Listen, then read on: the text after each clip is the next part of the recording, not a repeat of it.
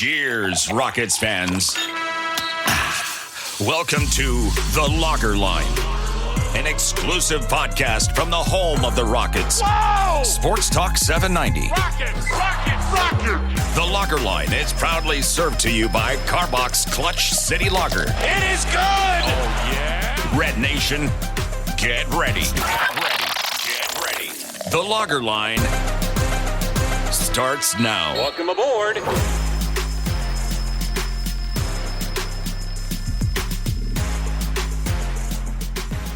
Welcome in to another episode of The Lager Line, served to you courtesy of Clutch City Lager of Carbach Brewing. I'm your host, Ben Dubose, editor of USA Today's Rockets Wire and contributor to Sports Talk 790, the official flagship radio station of your Houston Rockets. Today, I'm joined, as always, by our co-host and producer out of Portugal, Paulo Alves. Paulo, how's it hanging? You ready for loss number 13 over the weekend?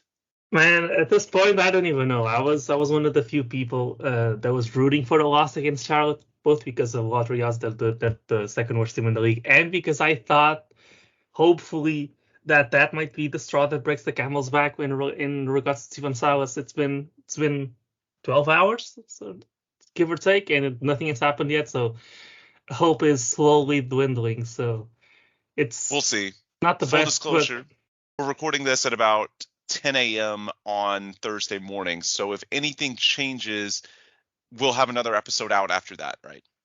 Yeah, we'll just sit down again. We'll record it. We'll record at night as well. But other than that, I mean, if you look at the games objectively, the defensive effort's been awful. But I mean, that's kind of, you want more accountability for sure.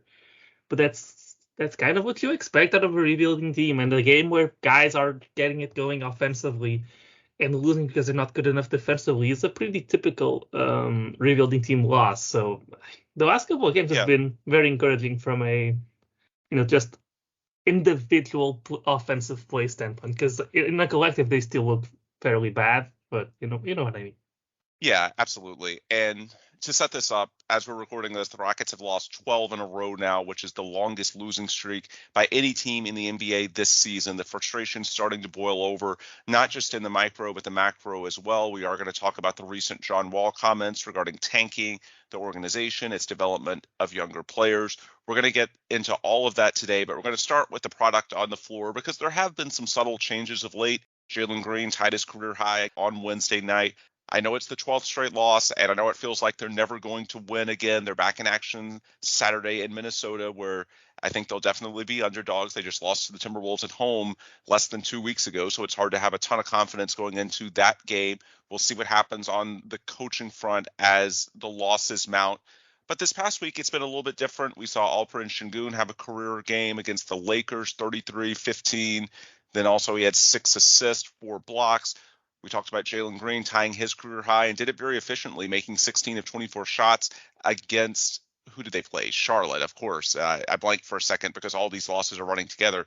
Who could ever forget the tank-off on Wednesday night between the NBA's worst teams at Toyota Center, the Rockets and Hornets? And, of course, the Rockets ended up on the short end of that, and now their streak is at a dozen, again, the longest by any team in the league this season.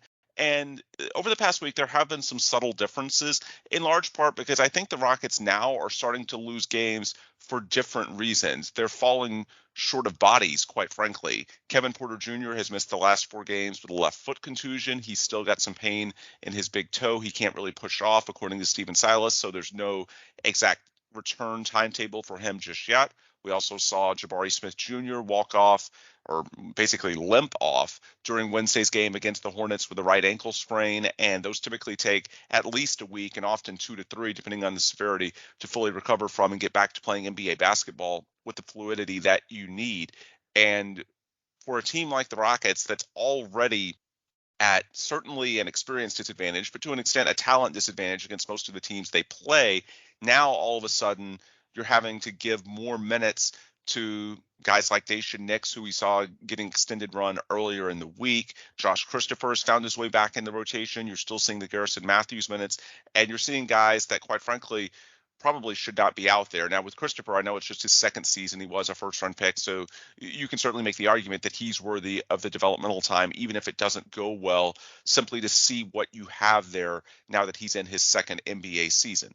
I'll accept that, but I think when you look at the season as a whole, one of the things that's been really discouraging about the Rockets being at the bottom of the NBA in terms of their record, now the worst losing streak, is that up until this recent streak, they have been relatively healthy. And so it's taken until the last week or so to where you see the injuries start to pile up that inevitably happen over an 82-game season, again, to KPJ, to Jabari. That's 2 of your 5 starters. And it's not just what it does to your starting lineup, because sure, you can slide in guys like KJ Martin and still feel fairly functional with that grouping, but it's the guys that it forces into your rotation off the bench, and it's especially problematic because the Rockets have had games get away from them late in the third, early in the fourth quarters when you're largely going with reserves, not all reserves, but much more, of course, than your starting groups early in the first and third quarters. So those are the things that, if you really look underneath the hood of this Rockets season, they had actually been, until the past week, really healthy, as opposed to, say, Charlotte, who's in the 2 slot in the tankathon standings, if you will. They've been without LaMelo Ball for about half the season, and he left Wednesday's game early. That kind of stuff tends to happen. The fact that the Rockets have been this bad, despite being relatively healthy, that's alarming. And yet, in the very short term, there actually are some positives that you can take from that, in the sense that, look, as you were setting up, we have seen some positive signs in recent games. Jalen Green, Alperen Sengun, they've had their moments this week, and the Rockets simply lost in large part because they didn't have enough depth of rotation caliber players. So for me, that's one slight positive to take out of this recent stretch. It's not that there's no positives on an individual level. In fact, you can argue that 2 of your most important building blocks in the entire organization, maybe your top 2, well, I guess 2 of 3, Jabari's in there as well, but Jalen and Alperen Sengun have clearly shown you flashes. It just hasn't been reflected in the win-loss record based on all these other issues, and especially as the injuries start to mount. Yeah, to be fair to the Hornets as well, they've had half a season with LaMelo, half a season without him, and they have 6 wins with him and 6 wins without him. So he's not particularly contributing to winning either, because his defense is so bad. But Right. Focusing back on the Rockets, I mean, the injuries are not a good thing. Obviously, they take players off the floor. They make the team weaker per se. But once again, it happens just like it did last year, that when someone gets injured, unintentionally, the coaching staff is forced to make an adjustment that the fans have been clamoring for the longest time. And right now, that is that the team's offense is built around Jalen Green and Alperen Sengun and their 2-man game, and the 2 of them have been developing great chemistry together, and they look really good together offensively. And you have to wonder, at this point, there's no way there's any going back. Sengun, since KPJ has been hurt, he's not averaging, but he had a 33, 15, and 6 game with 4 blocks, and a 24, 12, and 6 game. This is not a coincidence. This team plays around Sengun a lot more when KPJ is not on the floor. Do I think this is KPJ's fault? No, I don't think it is. And I think this also explains a lot of the issues that people bring up with team building. For example, if you look at teams that are built around, how do I say this? That are built around a passing, scoring big man. Let's look at the Denver Nuggets or look at the Sacramento Kings. Usually, I'm not going to include the Sixers because Embiid is used as a pick and roll big sometimes with James Harden, and it's fairly efficient. These teams often don't have a true point guard. They often have 2 shooting guards. And you could argue that De'Aaron Fox is a true point guard, but he's very much, if he is a true point guard, he's very much fits the frame of a score first point guard rather than a pass first one. He's a scoring guard with playmaking ability. And if you look at the Rockets, and if you consider Alperen Sengun to be used as Jokic, Sabonis is, having 2 shooting guards, one of them with plus playmaking, if you consider him a shooting guard, because Kevin Porter Jr., if you are classifying him as a shooting guard, he is over talented playmaking wise, then the roster makes a lot more sense. You've got your offensive hub in Sengun. You've got 2 scoring guards, shooting guards that are good off the ball in Jalen and KPJ. And then you have a bunch of switchable 3-and-D wings, Jason Tate, KJ Martin, Jabari Smith Jr., Ari Eason. Guys are going to make it easier to fit an offensive hub at center, which usually implies that that player is not great defensively because it's just the way the cookie crumbles, unfortunately. I guess with the exception of Embiid. The roster makes a lot more sense when you look at it from that perspective. And it's finally being used that way. And I don't think KPJ coming back should mean that it stops being used that way. We know KPJ is better when used off the ball.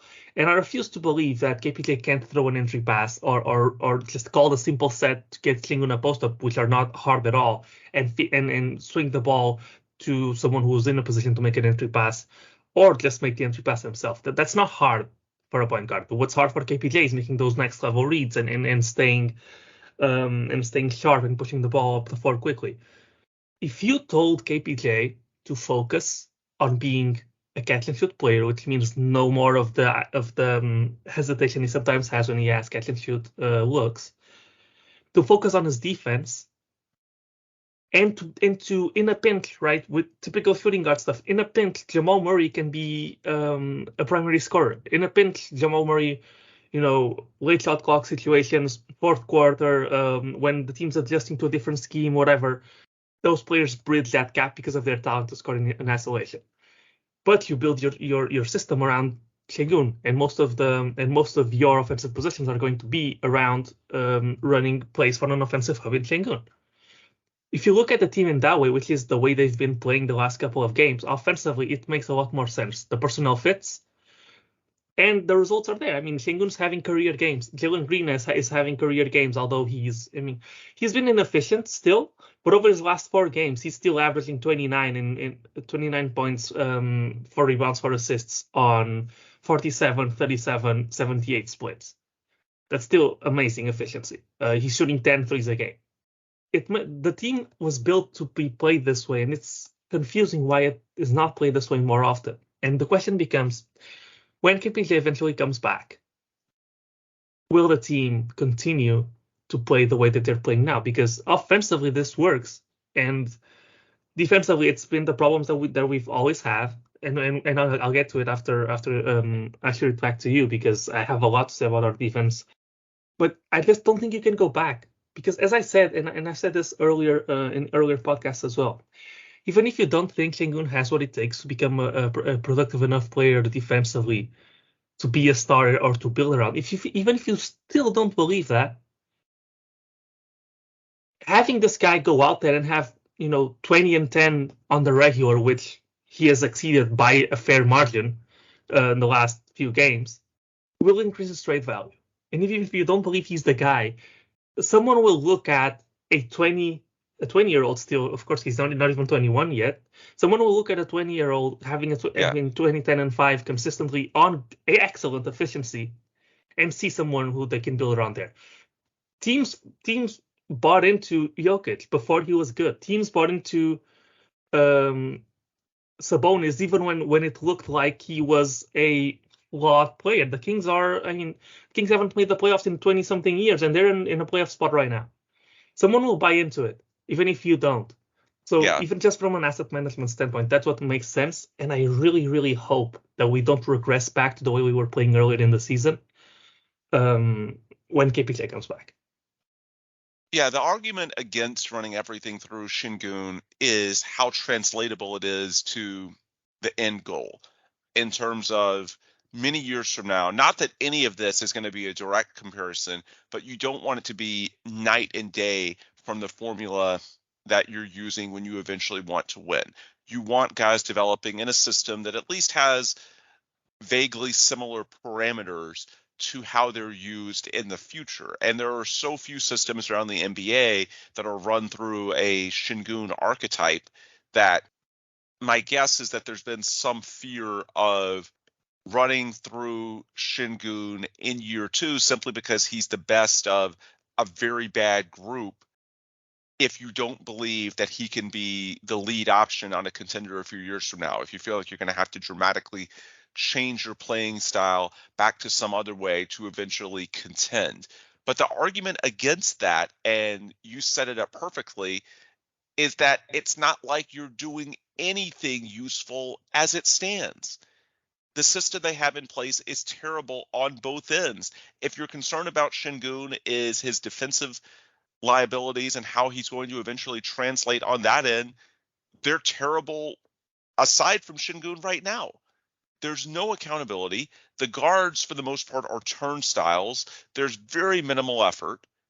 None of this is something that you want to build your future around. You're going to have to dramatically reshape this roster from this season no matter what. This is a cluster. So with that as the backdrop, you might as well maximize the guy who is clearly your best player right now, especially on offense. If nothing else, you increase his trade value, and maybe you end up surprised that he can do some things that you didn't even expect. And I know there's been some talk about, well, how does he fit with Victor Wembanyama if you get that lucky? For starters, that's only a 14% shot, even if you're the worst team like the Rockets. But that's a problem that you would love to have, and you can deal with that another day. Right now, this thing is so off the rails. This team's play on both ends and their lack of structure, lack of accountability is so glaring.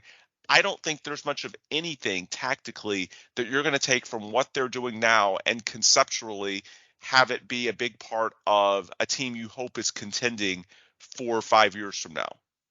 It's going to be a big change no matter what. So in my opinion, when you are this bad, you may as well just maximize your best players, punt all the translation questions for another day. And if nothing else, then you'll have more fun, you'll be more watchable. And even if you don't believe in this version of Sengun is the lead guy, that is, being a guy that you, and a type of play that you build around moving forward, then at a bare minimum, you increase his trade value because he's putting up 20 and 10 numbers at just 20 years old in year two. There's just not a lot of downside, because continuing with the status quo, I just reject the idea that there's all that much that they're going to gain positively from that. Yeah, and speaking of trends, another trend that's been fairly worrying, and it may sound like a hypocrite a little bit because I wanted, not to this extent, but I wanted some of this as well. Jalen Green's not only shot profile, but the circumstances in which he takes his shots have changed dramatically this year.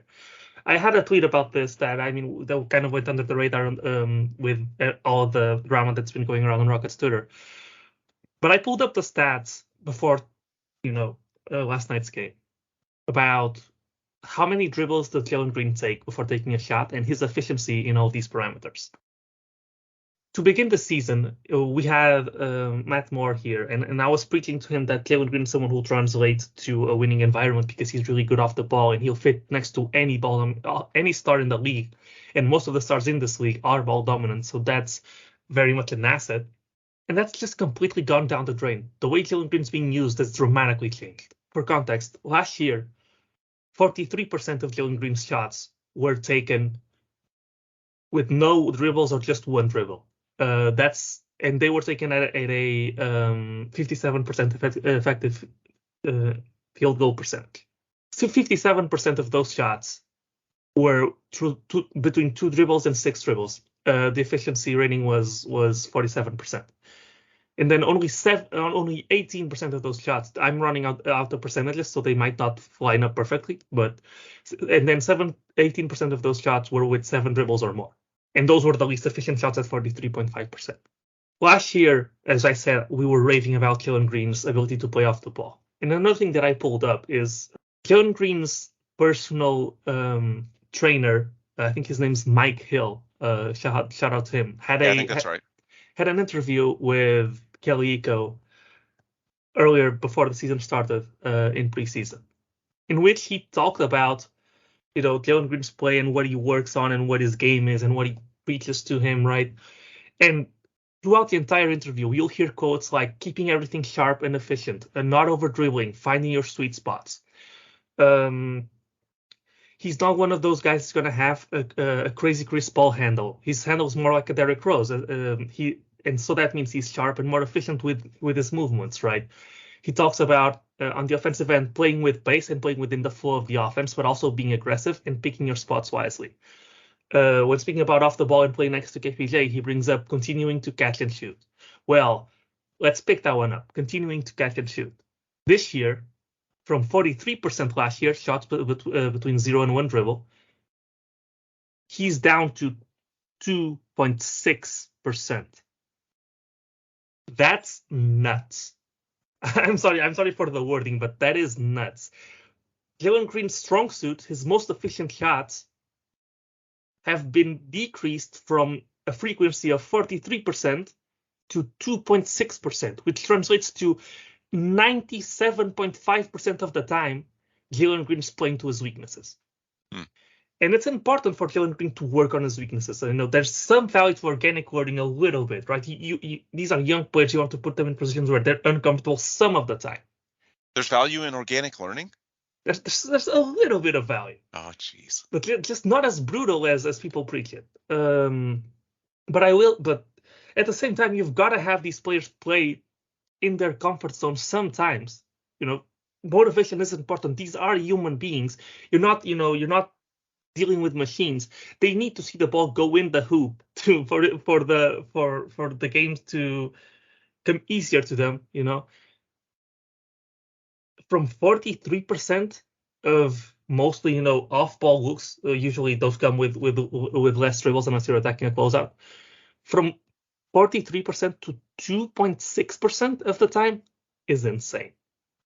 And for reference, I'll give the full context of what he's doing this year. It's 2.6% between 0 and 1 dribbles, 54% efficiency, 67% between 2 and 6 dribbles, 44% efficiency.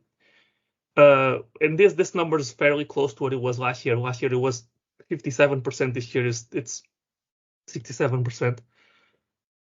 And 26% of them are 7+ dribbles, and those are at 43% efficiency. Basically the same efficiency he had last year. So these are bad habits. These are terrible habits. We don't want Jalen Green to become someone like James Harden. Love James Harden, great player, but it's a lot easier to build a team if your shooting guard, even if he's your primary scorer, is able to play next to two other offensive options. And playing through Sengun helps this as well. Jalen's off-ball movement, Jalen's cutting, Jalen's relocating around the 3-point line got him a bunch of easy looks last season. And a big part of why he's not getting those easy looks this season is also because the current offensive system doesn't ask him to do that. The current offensive system asks him to be Luka Doncic whenever he has the ball, to do everything, to collapse the defense, to make the extra read, to do everything. So playing through Sengun also helps bringing Jalen Green back closer to a shot profile that's healthy for his career, and that's healthy for team building in general.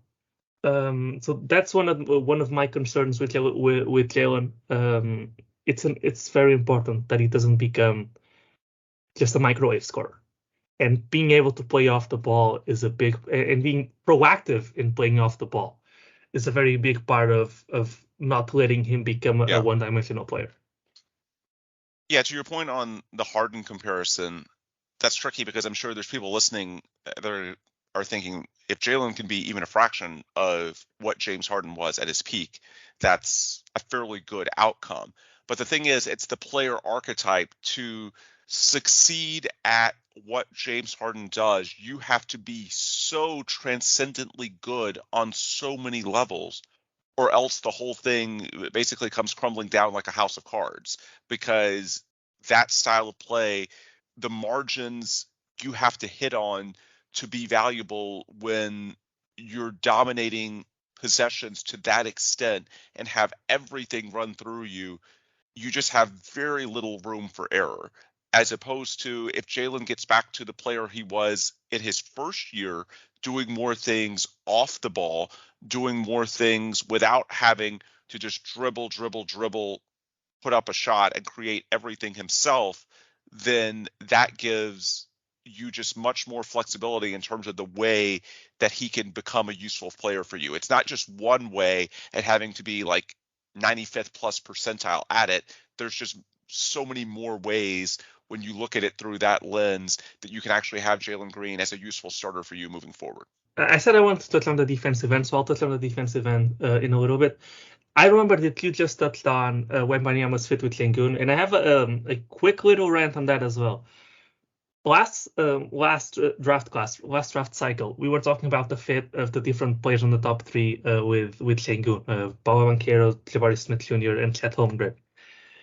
And something that was often said about Chet Holmgren is that he is actually a perfect fit with Sengun because he's able to space the floor, he's able to guard the perimeter, and he's able to, make up for the deficiencies of an Alperen Sengun type. And the way you do that is you play him in a Robert Williams type role as a free safety, and you have Sengun, and as a free safety, he's basically roaming and he's making up for everybody's deficiencies. And you have Sengun basically overplay the 3-point line whenever he's forced to guard the perimeter. And he overplays the 3-point line in hopes to be able to keep up with the player at least side by side to be able to deny, the 3-point shot and then just a stop and pop normal mid-range shot, and kind of funneling them into what the shot blocker, which is in this case Chet Holmgren. The same thing works with Wembanyama. You basically ask Sengun to overplay, knowing that he's going to be beat, and Sengun basically just has to cover the jump shot part of it, and then you have Wembanyama and Jabari Smith, both of them have like really good length to be able to deal with this, and their job is basically to help, and at the same time be able to recover with their length and with their foot speed to contest shots if a kick out does happen. It's not an impossible concept, and people usually say that Wembanyama means the end of Sengun with the Rockets. I think it's actually quite the opposite. On the defensive end, Wembanyama, like Chet Holmgren, are one of the very few and rare player archetypes that might actually make Sengun's defense work without him having to take a generational leap on that end. Because if you're worried about his defense and you think that his problems with athleticism and length can't be overcome, Wembanyama and Chet Holmgren might be the only players in the NBA. I guess you could add in maybe Jonathan Isaac or some length freak like that can make up for those deficiencies. So I just wanted to get that out of the way. I don't think Wembanyama means Sengun's gone at all. I actually think there's an argument to be made that a Sengun, Wembanyama, Jabari Smith front court is actually more exciting than whatever we have going on the backcourt right now. And most people do think that Jalen Green is the main guy of the franchise. That being said, the other thing I want to talk about, which is also related to defense, is what we're doing on defense right now, which is awful. And I know we bring up defensive effort. The defensive effort is awful. There's no accountability. Jalen Green right now is making me lose a lot of hope when it comes to his attitude on defense. Last year, I used to brag about how we would be down 20 in a game and we'd see Jalen Green fighting through screens. Yeah. Right now, not only is he not fighting through screens, he's not even bothering to help or sag off correctly. He does it all the time. He's ball watching all the time. We give up threes one pass away because we help on everything. That's still going on. But and we've talked about it extensively. But what I wanted to bring up is that it's not just Jalen Green. It's a systemic issue. Even guys who are known as, as defensive guys like Jason Tate, like Tyrese, and like Jabari Smith himself will give up open threes because our current system is to help no matter what. No matter if there's no concept of danger levels. Anything is considered a max level threat. Any drive, even if contested, will draw 3 defenders to help. Our system's awful, and a lot of people want to change out Silas because of defensive concerns and accountability. And I agree with it, and I think John Lucas will bring a lot more accountability, but it won't change the fact that even the guys who hold themselves accountable, like Jabari Smith, like Tyrese, and like Jason Tate, make terrible defensive decisions because that's what the system's asking them to do. And replacing Silas, I assume Lionel Hollins is the one responsible for the defensive system. He's going to stay here. I mean, it doesn't really make sense to fire an assistant like halfway through a season, especially if you're going to probably hire a new coaching staff altogether at the offseason. So that's going to stay here for the rest of the season. The accountability factor is important, but our system right now just makes no sense. And I had a lot of hopes for Lionel Hollins from a defensive standpoint, it just looks awful. And I don't understand. I mean, I'm not, as I always tell you guys, I'm not the biggest X's and O's guy. But I can understand, the basic levels of defense, and we just collapse at the smallest Yeah. threat. I mean, We're watch other constantly teams play. scrambling. Yeah. Any dribble penetration for us is treated like a 10 alarm fire. They just freak out, and of course it leads to drive and kick, it leads to dunks. There's just so much overhelping, and it's fundamental. That's not just an effort issue. There are effort issues, let's be clear, and perhaps a coach like John Lucas, who most presume would be the interim if the Rockets move on from Stephen Silas, would be better just for effort on a day in, day out basis. That is part of it. But yes, some of it is schematic as well, probably a bigger part of it. So I think that's important to remind folks that honestly, if you're out on what this team is doing right now from a philosophical standpoint, and I think that's true of most of us, it's probably going to take until you fix the entire coaching staff to dramatically change that. Maybe you get a little bit of a bump if John Lucas is the guy, and in the short term, Yeah, there's more of an incentive to play hard. Yeah, there's more of an incentive to play hard, and Jalen Green, even KJ Martin, who was a better defender last year, will probably give up less dribble penetration because we'll actually be locked in and we won't get blown by every single possession. So there won't be as much drive and kick, but when the drive and kick does happen, the system collapses completely. So we're still going to be awful. We're just going to be a little bit less awful. Yeah, but I think the fundamental shift that most people want is probably not going to take place until the off season, when you likely see all or most of this coaching staff switched out.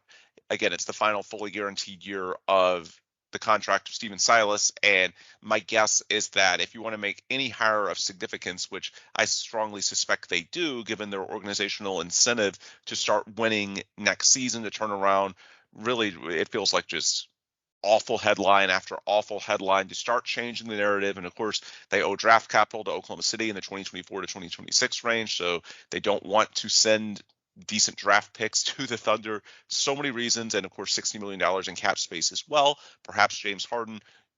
To get guys like that to turn things around as dramatically as this franchise needs it, having sunk to their current depths, you're going to need a big name coach, and a big name coach is probably going to want, well, certainly autonomy on a number of levels, and that includes being able to name his own staff. So while you might have some, I hope John Lucas, who has so much respect around the league, is a strong candidate to be retained. But for the most part, if Stephen Silas goes, or basically doesn't have his option picked up, or isn't given a contract however the Rockets want to do it, then my guess is there's a lot of change underneath him as well. And ultimately, it's going to take until the entire staff, or close to it, is cycled out, in my opinion, to see dramatic changes. Basically, if you're upset with the coaching staff right now and what the Rockets are doing, it shouldn't be all about Stephen Silas. It should be about the entire staff, because again, this is really, it's much deeper than just effort. Effort is part of it, but you're right, Paulo, a lot of this is fundamental as well. Having said that, Stephen Silas is a figurehead, and this team has been the worst in basketball for 3 straight years. Their over-under this year was basically 23.5 to 26.5. Some of us thought that was actually a little bit soft relative to the talent on the team, and yet they're on pace to win less than 20 games, to be worse than last year. Their 12-game losing streak is the worst of any in the league this season. They've lost 17 of their last 18. This is absolutely brutal. This was a year in which they wanted to see some signs of growth, not just individually, but collectively as well. We've seen none of that. And ultimately, we talk about these other coaches like Lionel Hollins and John Lucas, and if you disagree with some of the things philosophically that they're doing, yes, it's on the coaching staff. But Stephen Silas was given autonomy to build his coaching staff, to bring in his guys. So ultimately, the buck stops with Stephen to an extent on that front as well. So a lot of people are looking at these issues from the outside and wondering, why haven't the Rockets made a change yet? Paulo, you led off the podcast saying that you were basically rooting for a loss last night, because a lot of us suspected that if the Rockets lost 12 straight, including one at home versus the second worst team in the NBA by record, that this might force them into a move. Not a dramatic move. Again, most of the staff would be there, but perhaps letting Stephen Silas go mid-season and replacing him with John Lucas. As we're recording this midday Thursday, that's yet to happen. So we're going under the assumption right now that, at least for the time being, that Stephen Silas is remaining in place. If for some reason that doesn't happen, then please stand by. We will have another episode to talk about what they do. But some people are undoubtedly going to wonder, why haven't the Rockets made the move yet? And ironically, I think it may in part have to do with the John Wall interview, which called out many of these problems. There were a lot of things that John Wall said in his explosive interview on Tuesday. If you're listening to this podcast, I strongly suspect that you've already heard or read about that interview, in which he called the Rockets out for what he viewed as tanking, and basically saying that the things that they're doing with these younger players are developing bad habits that would get them out of the league if they were playing anywhere else. Just some really harsh criticisms. And I'm sure while Rafael Stone was called out, well, I don't think it was by name. He said GM, but basically Wall was referring to Rafael Stone in some of his comments. Look, the day-to-day managing the young players and the situations that they're put into and the accountability, the structure, which is what Wall was getting at, that's within the domain of a head coach. And some are listening to me sort of make this correlation and undoubtedly thinking, okay, so John Wall puts a microscope on the coaching staff, on the leadership in Houston, and that makes them more likely to stay. At least in the short term, I think that might be the case, because Stephen Silas actually handled those comments very well, I thought. He first did an interview before Wednesday's game with Matt Thomas on Sports Talk 790 in the middle of the day. Then in his pregame media session, Stephen responded head on, and he basically said he understood where Wall was coming from. He called it an unprecedented situation in terms of the depth that the Rockets are rebuilding.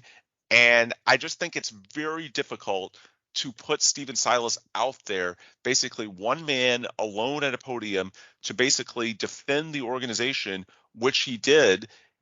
Silas talked about that the organization decided the rebuild was underway. They had multiple conversations, came to the conclusion that him not playing would be the solution. And it's a very difficult situation for a veteran like John Wall, who wants to win now. And Silas was the guy, basically the liaison between the front office and the player back then. And now he's the liaison today, in that he's basically the PR man. He is sitting in front of the mic. It's not Rafael Stone, it's Stephen Silas that's answering the hard questions, explaining how the Rockets came to these decisions, and gently pushing back on some of the more extreme elements of what John Wall said. So before we go into the substance of it, and I do think that John Wall raised some fair questions and made some valid points, even if some of them were exaggerated, I do think that maybe this makes it a bit harder in the very short term to let Stephen Silas go less than 24 hours after he's basically taking the mic to defend the entire organization. So I know at first glance that might sound a little backward, the idea that John Wall calling out these bad habits and things that are at least partially within the domain of the coaching staff might make it more likely for Stephen Silas to say. But just in terms of the optics of it, I think it's very difficult to immediately pivot away from Stephen Silas if you are asking him to take the microphone and basically defend your organizational plan, not just now, but going back really a year and a half, ever since the John Wall not playing arrangement came into being in, I think, September 2021. So my thought is that makes it slightly less likely in the immediate future for Silas to be let go. Paulo, does that make sense to you? It does. I was kind of surprised that they let John Wall be the one Stephen Silas be the one that came out and dealt with the criticism. I do think at a certain point in time, Rafael Stone will probably have to come out and address it himself, because I understand the strategy of saying as little as possible to give away as little as possible to the outside. We know how the NBA is, and NBA media in specific. But at some point, if you don't say anything, you're letting the narrative be formed against you by somebody else. Because unless there's something said, people are just going to believe whatever little things are, like whatever little rumors there are. But besides that, to get into what John Wall said, and I have a lot of thoughts on it at different points. Yeah. Well, actually, I want to lead off with one quick point that I think is important to note on this. Wall's comment regarding tanking, and then he immediately threw in a dig at Justin Patton, which I thought was really unfair. Now, Patton actually responded. He took it in stride and said, I thought we were cool, and tagged him on Twitter. But this idea that the Rockets were tanking and he threw out Justin Patton as an example of that, Adam Spillane dug up the data on when Justin Patton and John Wall started together that season. It was twice. And in those two games, the other starters were some combination of Victor Oladipo, Eric Gordon, Daniel House Jr., and PJ Tucker. That is not tanking. Those are veterans. That is playing to win. So that right there undermines a bit of his point. Now, I'm not going to say it makes him just, impeached, that all of his testimony is then invalid. No, absolutely. The Rockets have made some decisions the last few years with draft placement in mind. And whether you want to call it tanking, intentionally losing, some of that comes down to semantics. The bottom line is draft placement has definitely been somewhat of a factor in many decisions this organization has made since James Harden forced his way out in January 2021. He overall has a fair overarching point with that. And perhaps there are some associated bad habits that can be picked up by young players like Jalen Green, Kevin Porter Jr., KJ Martin. Wouldn't call it unprecedented, but yeah, it's a fair concern. So I do think Wall has a point. However, you also have to consider his unique situation in which he's fairly disgruntled right now on a number of levels. If you listen to the full interview, it was basically a vent session. Right now, his season with the Clippers is not going as he wanted it to. There's a lot of talk that he could be a trade candidate. And that interview is basically one gripe after another, going back through the last few years and how things haven't gone his way. And to an extent, he's right. He's had some terrible breaks, both medically and also being basically stuck in that situation with the Rockets where he wasn't able to play, but he couldn't build a market for himself elsewhere because of his contract. It probably wasn't realistic to expect the Rockets to buy him out, although that was an option. We'll get into that with nearly 2 full years left and $90+ million owed. That's a hell of a lot to ask of Tillman Fertitta to foreclose any possibility of a trade early, yet the contract ultimately made the deal almost impossible to move. I do think that Wall's underlying sentiment, that overall pessimism and negativity, there's reasons for that. He has had some tough breaks. However, you also have to understand that players in his shoes are going to push their agenda whenever possible. And in this case, the notion that the Rockets were tanking, that he was just simply not given a chance, is much better for his image than the truth, which in my opinion is that John Wall was out there. He was a regular participant in games during that 20-game losing streak alongside many veterans, and they still just could not get it done. And that's a bitter pill for him to swallow. And it's easier for him to sort of point the finger at the organization, say they're tanking, and superficially, a lot of people aren't going to dig deeper. When you actually dig deeper, though, the excuse, at least in that particular circumstance, and he brought it up with the name Justin Patton, it doesn't hold up. And John Wall also knows, by the way, that Rafael Stone does not want to get in a public pissing match with a prominent NBA player 6 months from when the Rockets are going to have all this cap space and trying to sign difference makers to help them climb up the standings. It does Rafael Stone very little good to get in the weeds. I do think, to your point, it would be beneficial if Rafael Stone had more of a voice. There's all sorts of things that can take off. We saw the Adam Spillane podcast comments go viral on Wednesday regarding Stone's participation in practices, halftime coaches meetings, post-game meetings, and I'm sure there's two sides to that story, but regardless, we're not really hearing Stone's side at all, and there is some value in getting in front of the message, because when you don't, things can spiral out of control. But I think with Wall and some of the specificity that he went into with his comments, Rafael Stone is not going to get in the weeds of trying to push back on, at least publicly, well, this is wrong because look, we surrounded John Wall and Justin Patton with veterans who were ready to win, that should have been able to do more than they did. No, because at that point, it seems like you're just trying to throw John Wall under the bus. And in a player-friendly NBA, the player empowerment era, that's going to go over absolutely terribly. So to some extent, John Wall knows that he has a very strong hand in that the powerful people in the organization are going to somewhat walk on eggshells. They're not going to try and aggressively tell him he's wrong.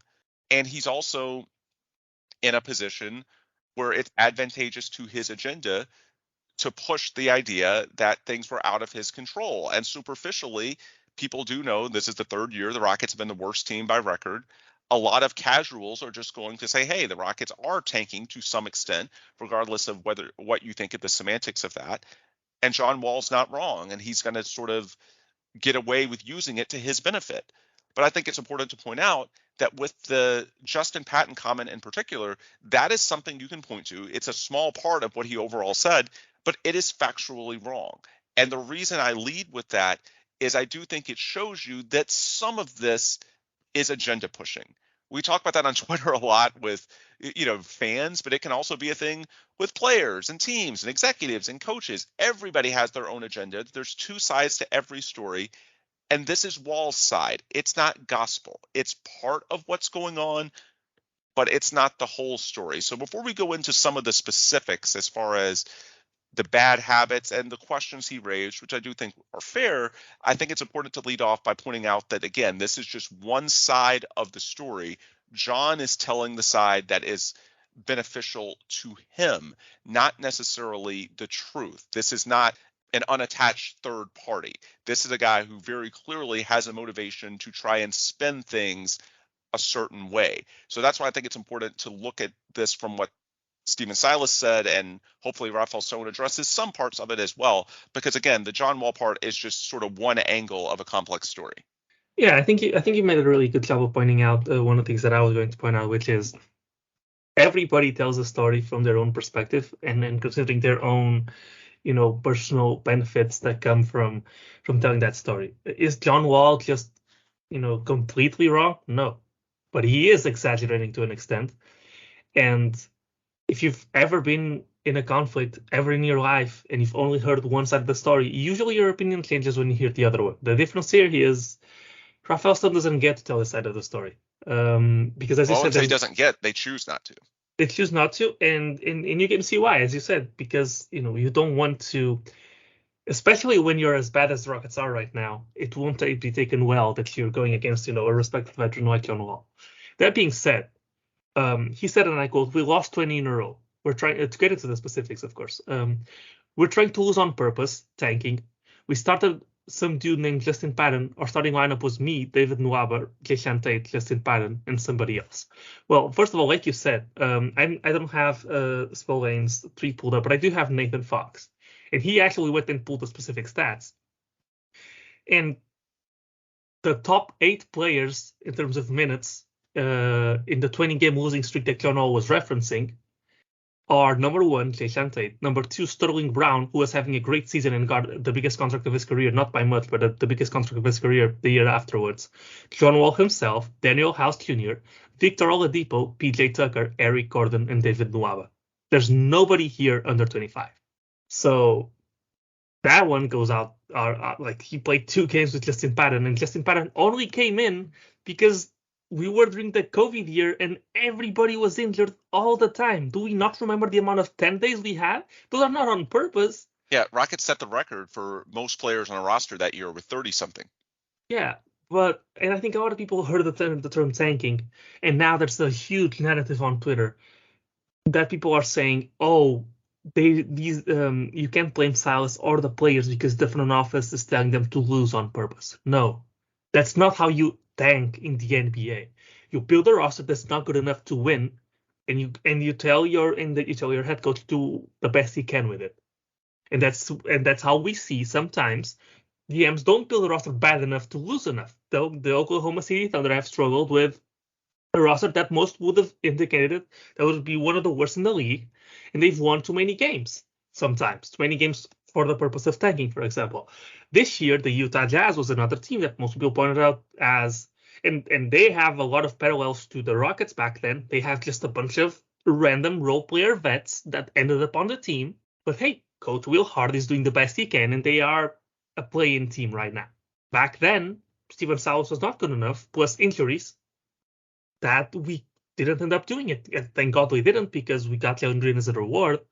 But this concept that whatever Stephen Silas does right now is completely not his fault, and that he's just being, and this involves the Spolin interview, the Spolin podcast quote as well, that all of a sudden Stephen Silas is just a pawn, and that Rafael Stone is deciding everything around the organization, from who plays to how they play to the systems they run, to actually telling them actively to lose when there's no information out there. The little bit of information that hits is completely overblown. That's how social media works. And this is an exact example of that exact same thing. And absolutely. It's that plus people not remembering some specific things that go on. Because we remember, if we go back to last season, we remember some overarching points, but you don't remember the day-to-day.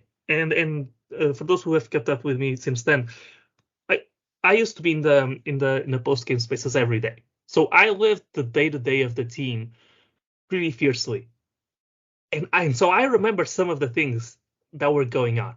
And you cannot tell me that Stephen Silas is a good head coach when, for example, one of the most glaring examples of this, we had to wait for the longest time to run Alperen Sengun and Christian Wood together to see if they worked before he got traded.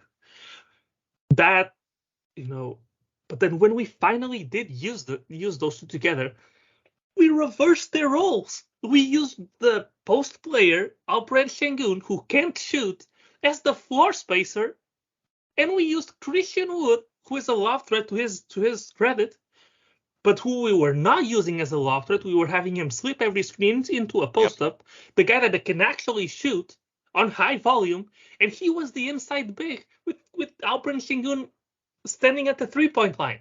I'm sorry, that's a basic head coaching blunder. This season we run Bruno Fernando. Dude has, if he has shot more than 10 threes his entire career, I'll be shocked. And we run a pick and pop with it. And I know, I'm not completely saying it's not Rafael Stone's fault. I think usually the truth is somewhere in between, basically every time. Mm-hmm. And I think there's some fault with Rafael Stone getting too involved. But I also think that completely exonerating Stephen Silas is absolutely ridiculous. He still has, I think, the worst 3-year span record of all time, and the team doesn't look good in it. And we see coaching blunder after coaching blunder after coaching blunder after coaching blunder every single year. I don't want to be too mean, but I legitimately believe that Stephen Silas is one of the worst head coaches of all time. And as a head coach, I don't know what he would be as an assistant, and that might be a hot take, but I think a competent head coach would have us easily have 10 more wins than what we have right now, with the talent that we have if we put them in place in positions to succeed. In a little bit of more overarching point, if you next offseason get a good coach and you get a couple of good vets in free agency and you get a good draft pick, I think the ship is very easily back on track. But just taking that parallel out of the way, the way people reacted to the phrase "we were trying to lose on purpose," tanking, was completely overblown. Oh yeah, because it went from one extreme to the other once again, and all of a sudden everything is Stone's fault and Stephen Silas has done nothing wrong the whole time. Yeah.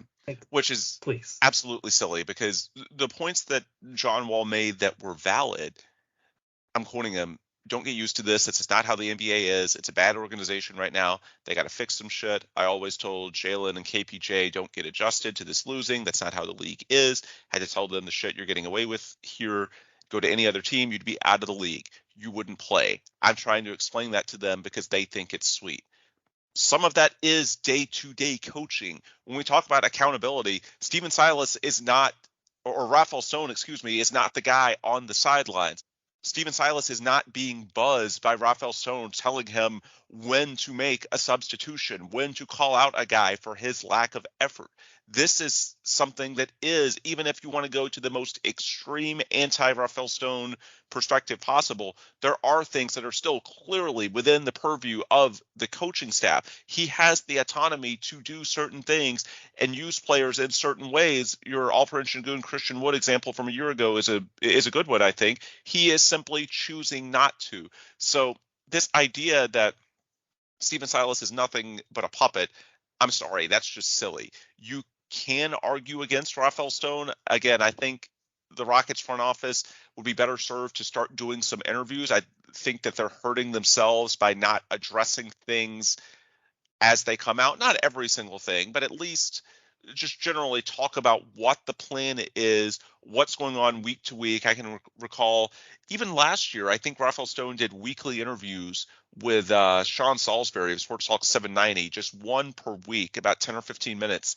I don't know why that stopped, but it has not been a thing this season other than maybe once or twice. And just a little thing like that, which, of course, even if someone isn't listening, someone on Twitter or a message board is going to transcribe it and clip it, and people are going to see what came out of it. That has so much value because in the absence of anything from the front office, people's minds run wild, especially when they're losing like the current Rockets are, and people are just so on edge every day because they're so angry. A lot of this is performance theater, but at the same time, it does drive the narrative. And it's unfortunate 6 months from when the Rockets are going to have up to $60 million in cap space and want to be fairly attractive on the market around the league. It's unfortunate. And this is just something that, again, it's not an obligation, but I do think it would help the front office to be a bit more forward and explain their side of the story, because when they don't, then it's easier for things like this John Wall interview to just get blown wildly out of proportion and for important context to be lost. A couple other things I wanted to point out as far as the Wall interview, and then we can try and wrap up. There were two other angles that I thought were very much misunderstood. First off, there was the line where Wall was recalling his conversation with Stephen Silas, and he was quoting Stephen as saying, "This is what the GM wants." And a lot of people on Twitter were acting like, "Oh, there it is. Of course." And I'm like, really? How could you not think that a decision like not playing John Wall, a 5-time All-Star, a 30-year-old veteran point guard still in his prime, was the head coach? That's an organizational decision about years and years setting yourself up moving forward. Coach is a very short-term responsibility. It's a short-term focus.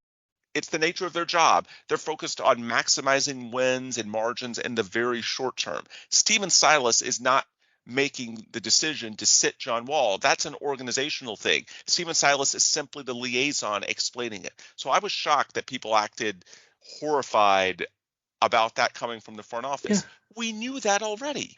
Especially because Stephen Silas is the guy that KJ Martin had to earn a spot in the rotation 3 times in 3 different years as a young player. You got Daniel House playing over him. You got David Nuavo playing over him. Yep. You got Eric Gordon playing over him right now. DJ Augustine got heavy minutes.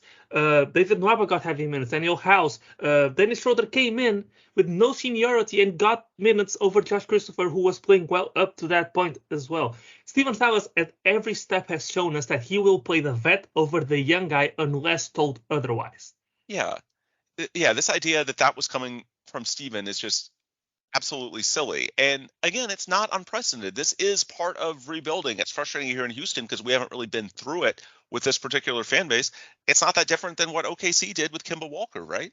I mean, this happens. Organizations make decisions that certain guys just don't fit in with their rebuild in terms of their on-court role. And at that point, there's just a non-playing arrangement. This is not unprecedented. And then the other part that I wanted to push back on, Wall made a huge deal of his routine, having to come in the morning and do his work independent of the team. Listen to that interview.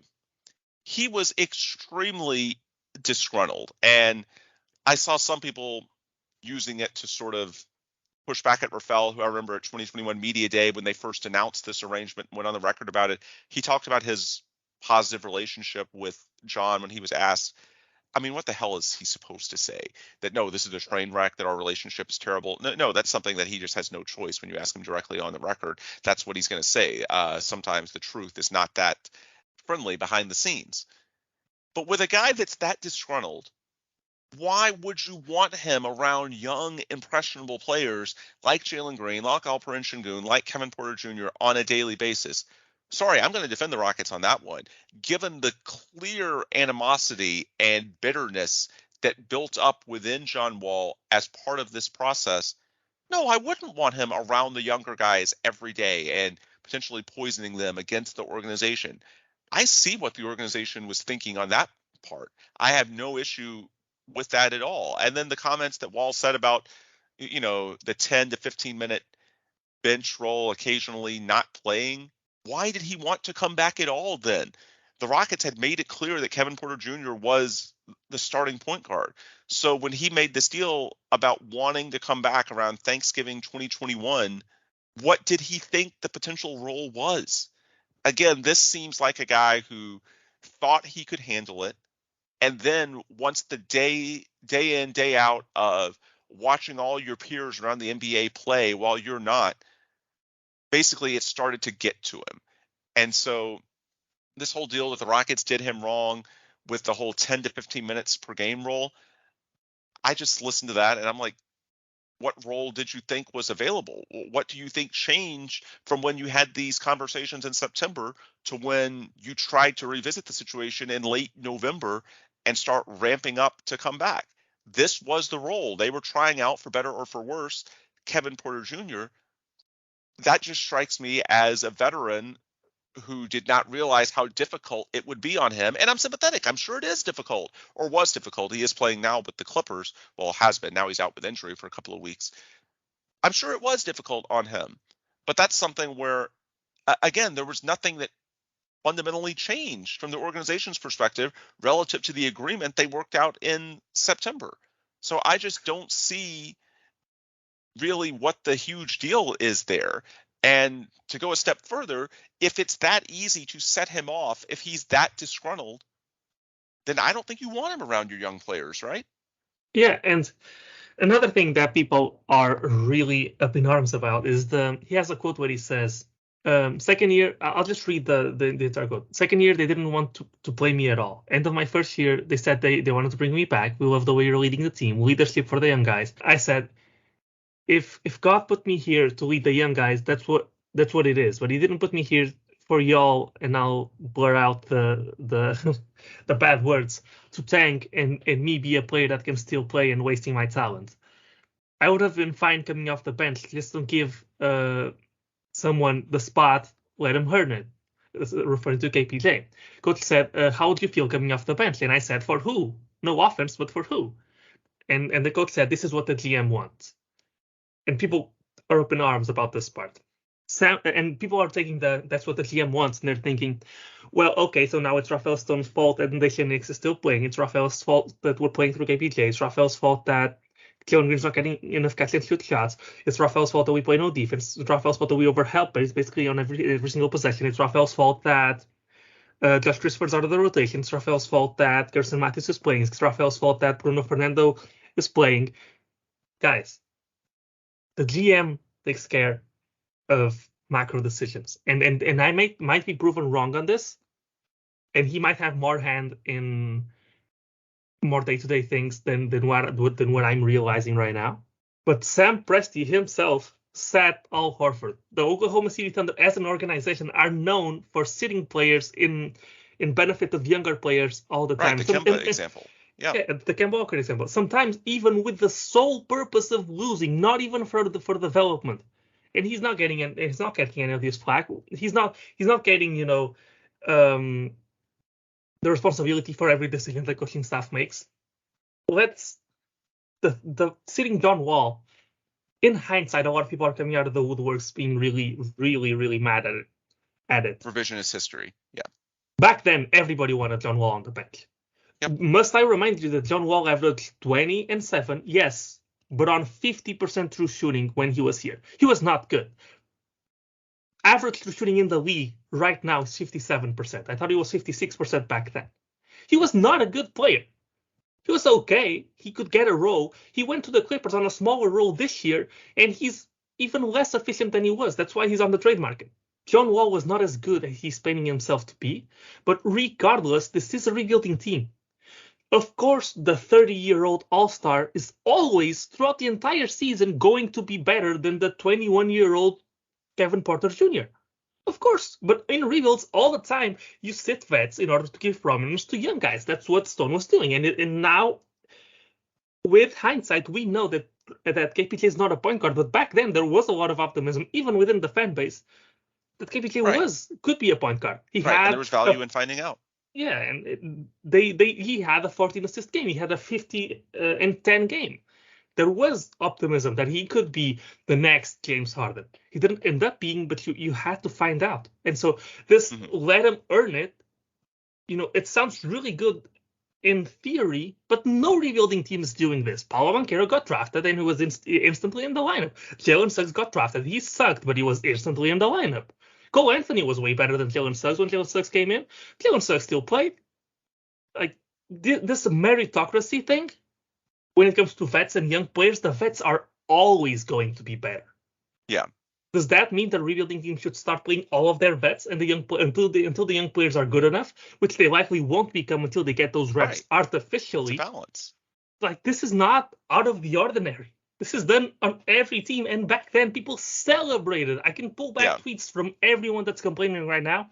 People celebrated John Wall going to the bench. They thought, oh my God, I didn't think they'd had the courage to do it, and they did it. And so after he is on the bench, I can totally understand what Ben was saying right now, which is, well, it sounded good to begin with, but anybody who's played sports knows what it is to, even when you have an injury, to be next to your colleagues and not be able to play eats at you. If you're a competitive person, it eats at you. And so eventually I can totally see John Wall just being done with it. And if you remember, back then, there was a report that he was fine not playing, but he was going to stay with the team. And then a couple of months later, I think closer to Christmas, another report came out saying that, another report flared up of John Wall wants to play, but the Rockets won't let him. And then the Rockets had to come out and clarify, no, the Rockets are fine with playing him off the bench, but he doesn't want to come off the bench. Does everybody remember this? Or did everybody forget? And even back then, the theory that was running was John Wall is likely playing for his next contract. He likely gets bought out at the end of the season. And so coming off the bench for the worst team in the league might not be the best for his value in free agency. That was another possible incentive. Because sometimes it's better to not play and have your last season be a 20-6 season for the worst team in the league. Or have people, the last memory of you be, oh, this guy used to be an all-star, than to play off the bench and have like 20 and have like 10-4 off the bench for the worst team in the league. So it was not good in his financial interest either. But all of those nuances now are forgotten because there's only one side telling the story. And even if there was another side telling the story, Rafael Stone could never in a million years come and say and try to pull the curtain behind some of what the motivations could have been. I agree. Just not good for business. I agree. They could help them a little bit because I do think that some of this is revisionist history from fans that just want a punching bag, as you were getting at. And I do think that you could tamp down within the fan base, the diehards, that is some of the unrest simply by being a bit more transparent, a bit more out there.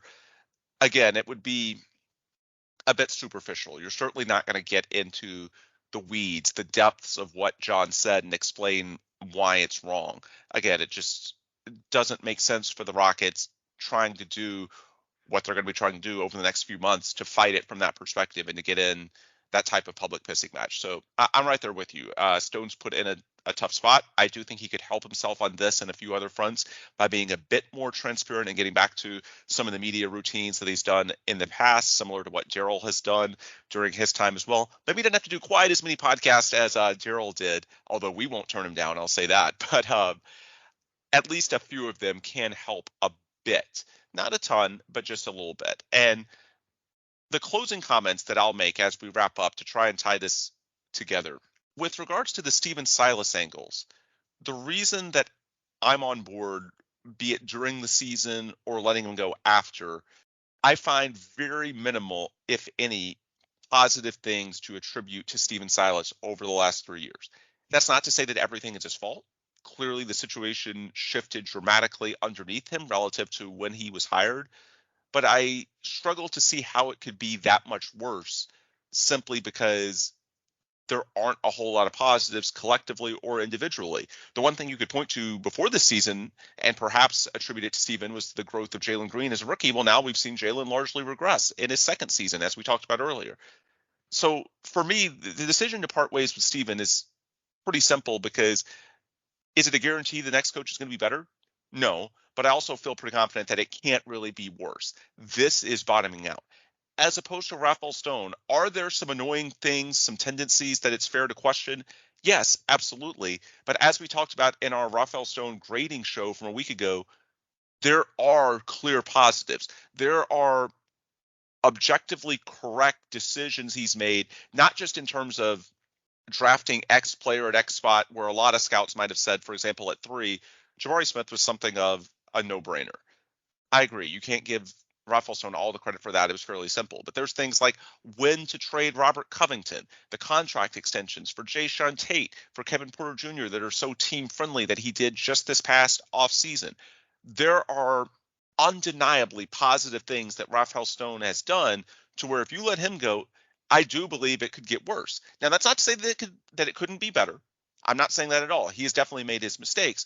But I'm a big believer that when you make a move, you need to weigh both the upside and the downside scenarios of that move. With Stephen Silas, I don't see much downside. It doesn't guarantee the upside of a change is going to pan out, but in theory, it can.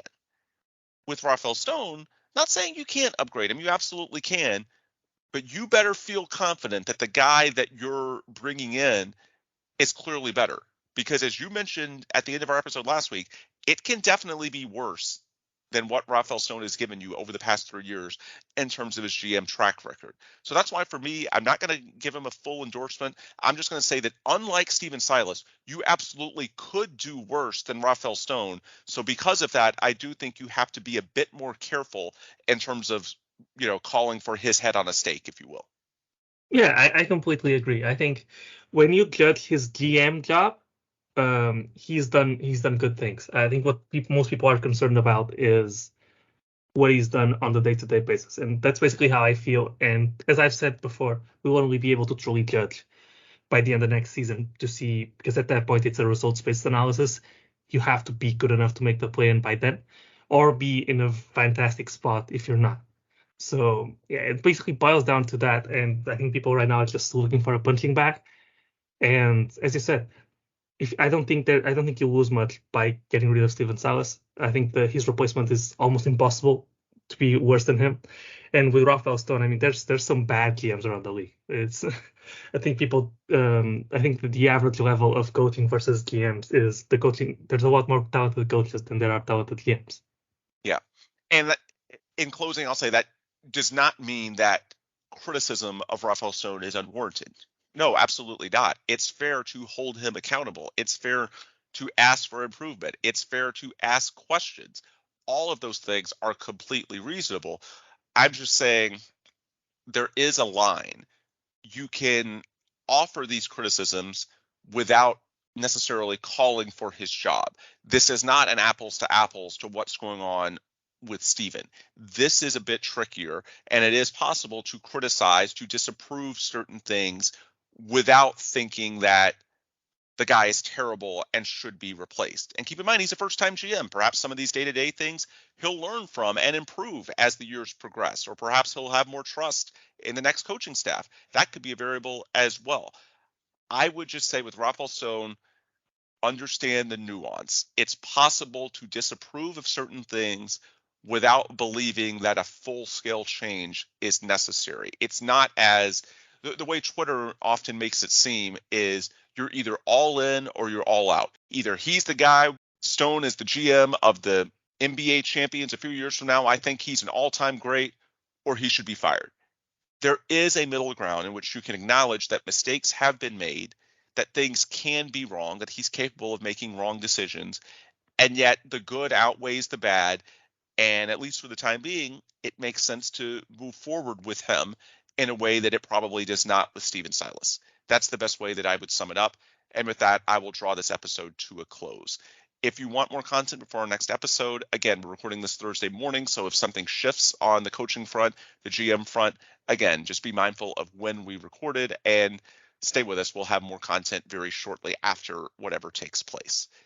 The best place to get it before we record again is on Twitter. I'm on there at Ben Dubose. Paulo is on there at Paulo Alves NBA, and the show is on there at The Logger Line. That's where you can find our link tree, and that link tree, it has information not just on this show and where you can listen to it, Apple, Google, Spotify, your podcast distributor of choice, but it also has our partners and sponsors, Sports Talk 790, Rockets Wire, Carbach Brewing. You can access their content and information through our link tree as well. Again, just find that at The Logger Line. That's where you can find basically everything you need to know about us and this show.